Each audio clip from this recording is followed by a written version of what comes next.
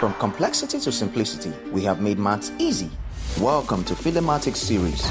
Subscribe now and let's make mathematics an exciting journey together. Question 20 of NECO 2025 is a question on quadratic expression. It says if x minus 3 is one of the factors of x squared plus 14x minus 51, find the other factor. So what we do here is using long division.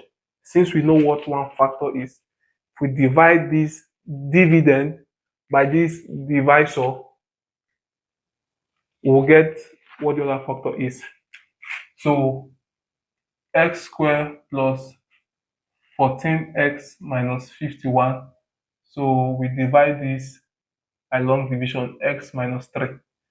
X into x squared is x. X times x is x squared. X times minus 3 is minus 3x.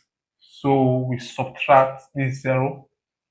14x minus minus is 17x.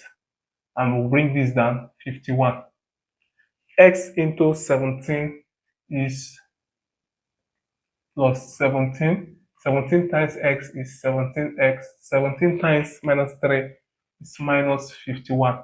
If we subtract this 0, 0, since we have 0 here, meaning there's no remainder, it means, therefore, the other factor is x plus 17. And that's B. Thank you for watching.